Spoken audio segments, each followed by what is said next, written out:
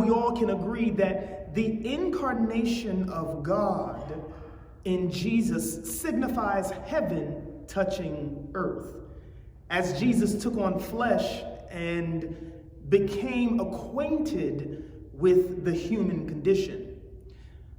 The birth of Jesus, the life of Jesus, and the eventual resurrection of our Lord are all signs of hope in a world of hopelessness. His lowly birth underscores the fact that God can do great things, Brother Jose, in obscure places with marginalized people. His life reveals the power of love to forgive sin, heal broken hearts, and restore individual and collective dignity. His resurrection, it signals for us the destruction of anything that seeks to entomb us. For me, all of this is indicative of a life of hope and what it means to be a bearer of hope. Indeed, church, Jesus is he who gives hope. Now more than ever, must we grab a hold of hope. In light of a raging pandemic, record unemployment, school disruptions, political transitions, unneighborly conduct, because you stand across the political aisle, and more, we need something. We need someone that can unify us, that can bind us together so that no one is lost. And this is what hope does. It binds the hearts of believers together, marshaling the little bit of strength that remains in order to resist the suffocating grip of despair. Church, hope is contagious. It will spread from heart to heart, lifting the downtrodden soul. Hope is liberating. It will free us from the chains of fear and shame. Hope, church, it is activating. It will ignite solutions and drive us to implementation. And this is why we are admonished to not cast away our hope, for it holds a great reward. Church, I'm here to remind you that hope is at work in your life and your affairs. After following Jesus, it's safe to say that the crowd had grown hungry. Yes, they saw the signs that he was doing for the sick, but that didn't negate the fact that they needed physical sustenance as well. This is telling to me because it emphasizes the point that worshipful experiences that manifest miracles and signs and wonders is great. But satisfying practical needs is important too. The Bible says the crowd followed him because of the proof they saw. Presumably, people were being healed of their illnesses and cured of their diseases. I like to imagine wounded souls were bandaged and broken spirits were restored. I'd like to imagine that in the presence of Jesus, fractured relationships were mended. Spouses forgave one another as wayward children somehow made their way back home. In Jesus' presence, the one who had been cast out was reaffirmed by the community, and one's own agency was reclaimed. Some of you out there watching this service right now, some of you in this room, you know what it means to be in the presence of Jesus. You have had a taste of the glory divine. You know what it means to be restored by someone far bigger, far greater than yourself. You know what it means to be in the presence of a loving God in the midst of a world that said other. But listen, addressing the crowd's needs also meant that they had something to eat now. In a sense, Jesus got to work strategizing a way to secure food for his followers. Food security is defined as all people at all times having physical, social, and economic access to sufficient, safe, and nutritious food that meets one's dietary needs. For many of us with good fortune, our refrigerators are stocked with aluminum foil covered plates with leftovers to spare. Our cabinets, Sister Lenora, they overflow with canned goods we're just storing up. We're storing them up like we saw our parents or our grandparents do. We've been blessed. Anybody in this room been blessed? Anybody out there watching this broadcast, have you been blessed to sit around the table and give thanks? There's something about food, Sister Julie. Good food. Good food, church, that causes us to become intimate. We let down our guards. We've all been there. When the food gets so good that it starts to kind of slide down the face and crumbs end up on our shirt. All formality is lost. Over prepared meals, church, disputes have been settled. Over prepared meals, enemies have become friends. Over prepared meals, business deals have been secured. So then food isn't just something that nourishes the body, it's a gateway to celebration. It's a gateway to togetherness. Well, imagine the joy that's forfeited for people who don't have access to food. According to Feeding America, a national nonprofit organization that focuses on hunger relief, nearly 41 million Americans struggle with hunger. Studies have shown that hunger affects our ability to concentrate because we lack energy. We simply define this as being hangry. Even more, an undernourished heart shrinks, making it difficult to pump blood. Malnutrition results in a weakened immune system and causes cracked skin. So then, food isn't a luxury, it's a necessity.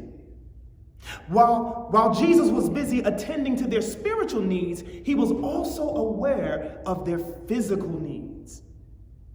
He shows care and compassion for the embodied reality of them who were present. In other words, Jesus understood the limits of our capacity to hear the word, that it was directly connected to whether we ate or not. In many ways, Jesus exemplifies what good leadership looks like.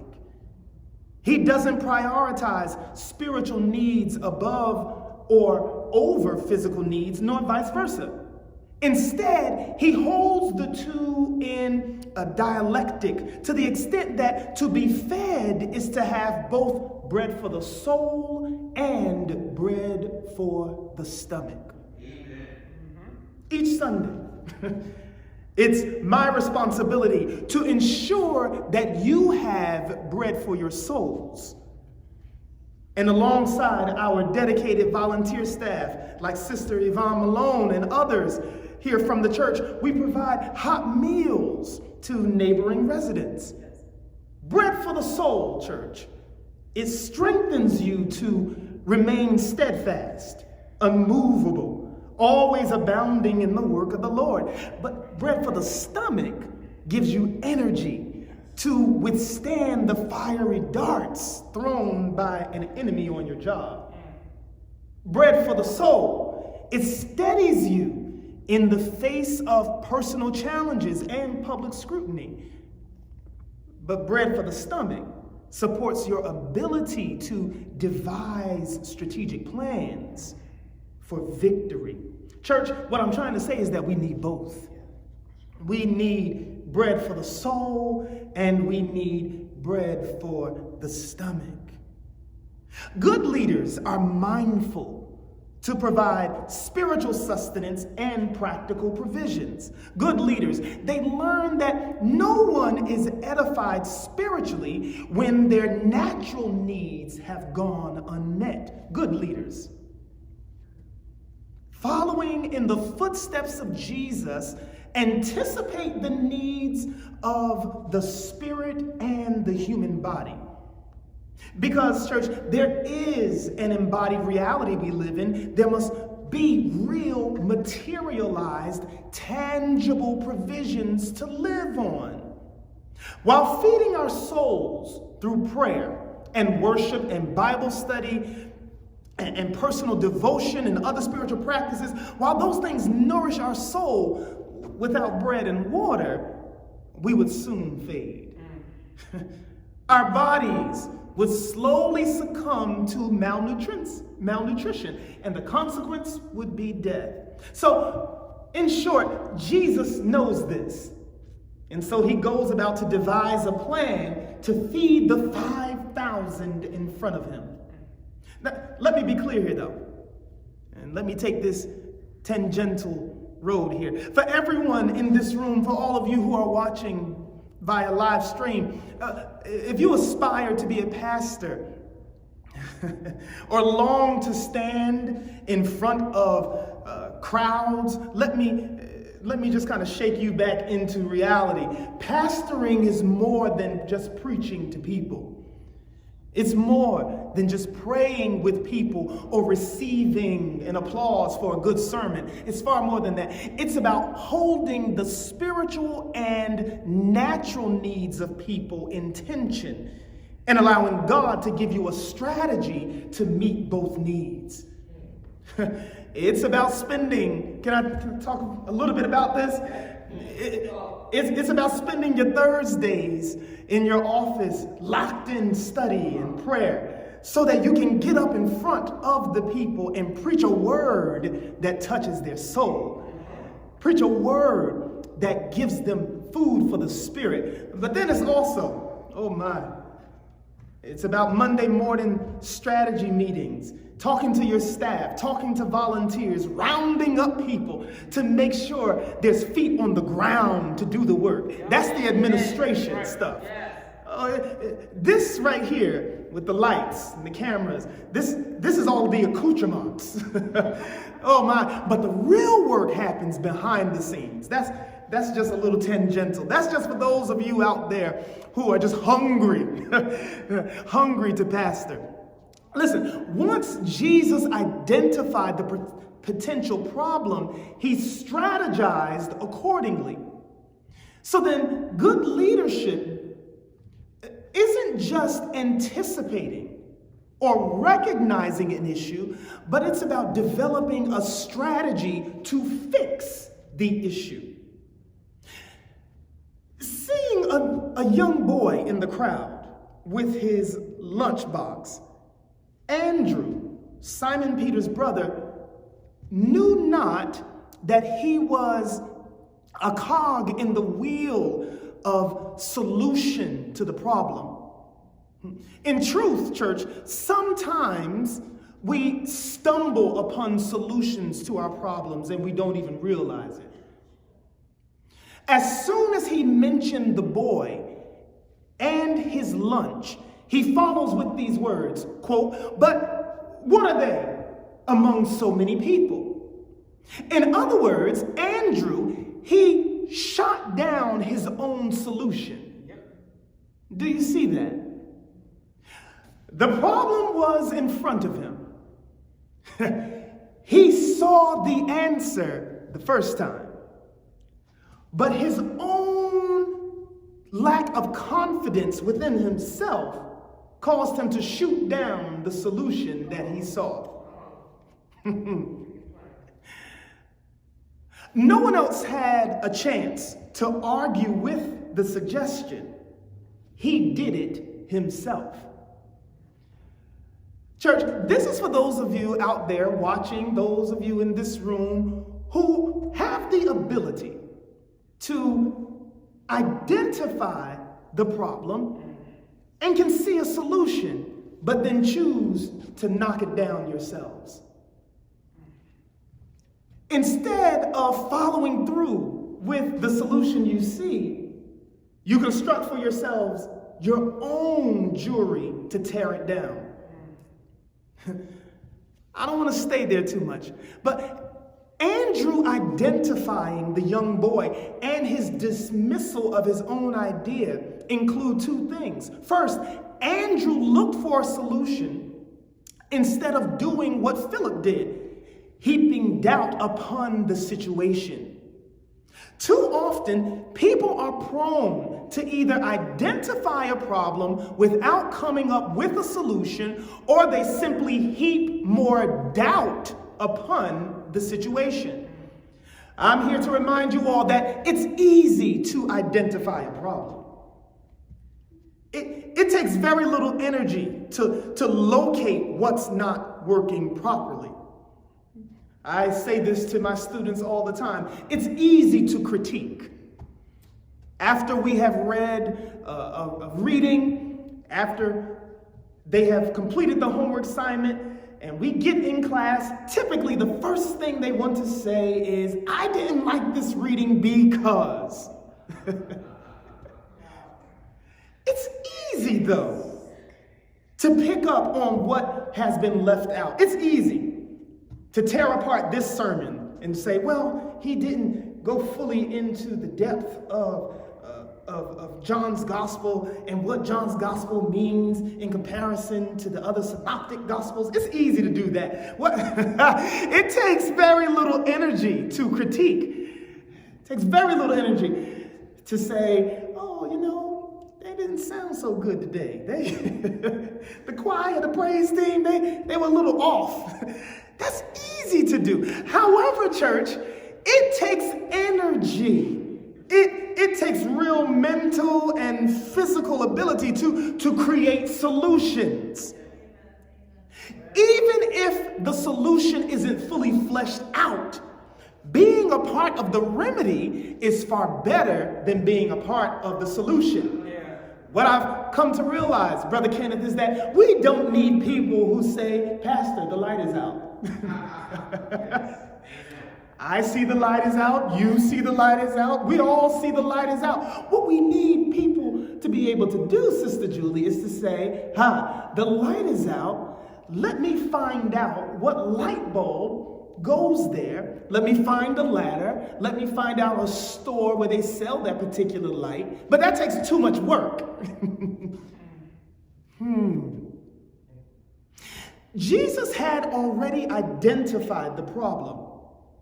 He just needed to see if anyone around him had eyes to see solutions.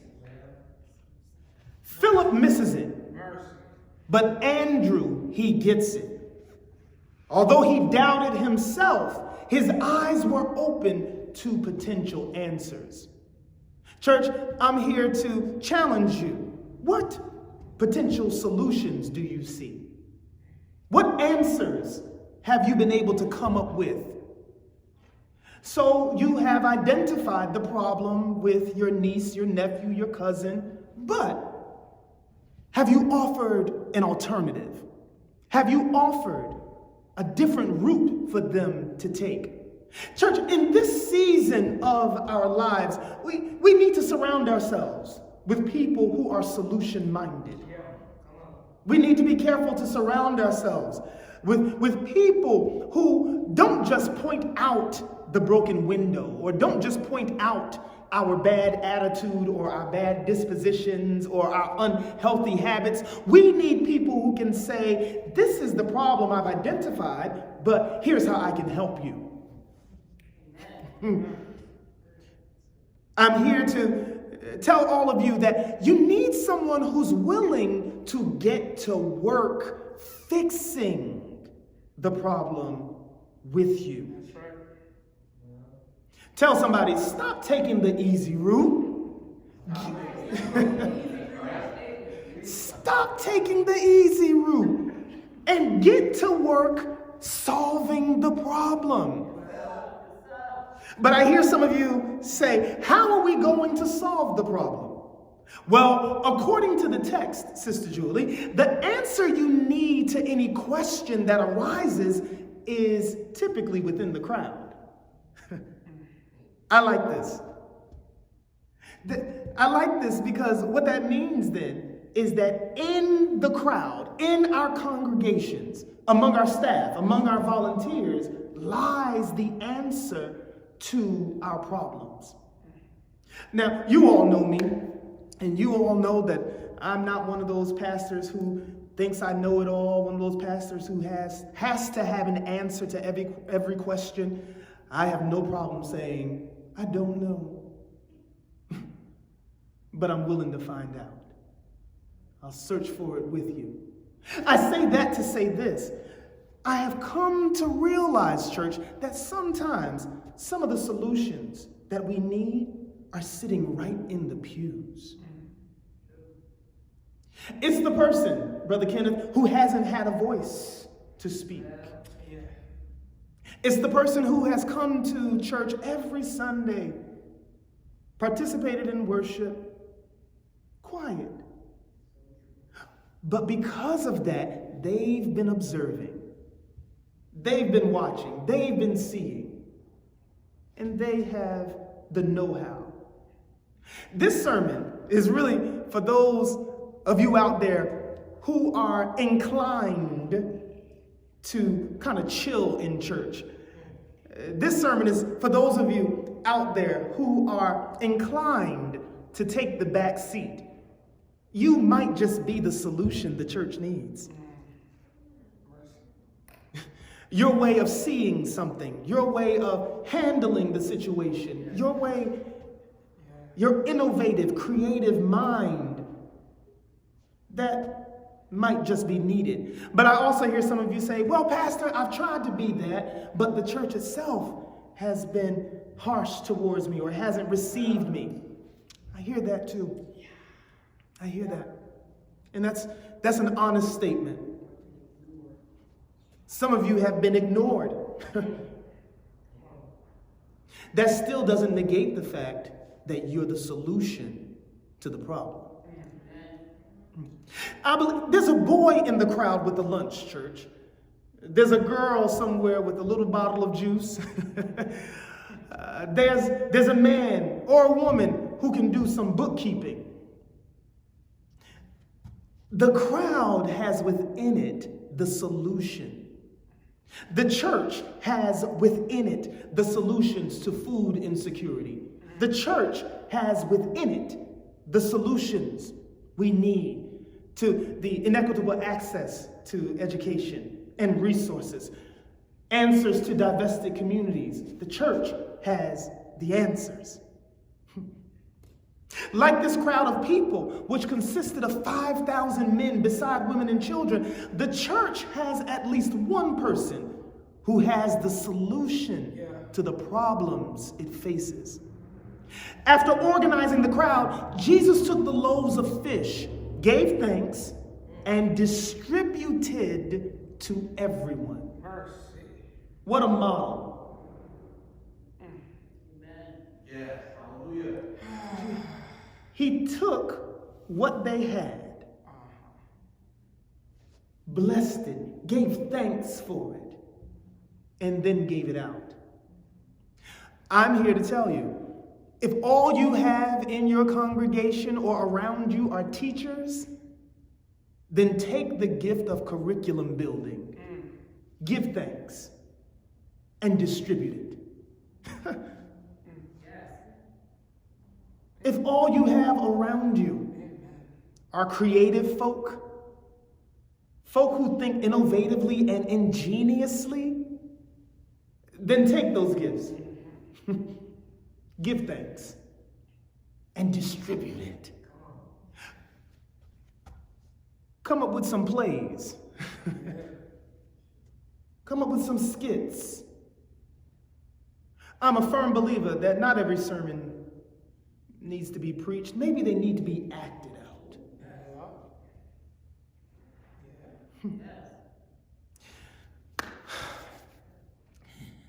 The folks in our text didn't go hungry because the leader moved in the way of solution building. Good leaders take what they have, give thanks to God, and distribute it. The same way good parents take the small share of resources they have and give thanks and provide for their families. I'm going to leave you with this. This passage is not just about Jesus' ability to perform miracles. It's about securing what's needed for the community even before the need arises. It's about identifying the solutions right where you are. This is what Jesus did for those who followed him that day. And this is what we're invited to do. Parents, if you are out there watching this, you are to assess the needs of your children and make preparation for them.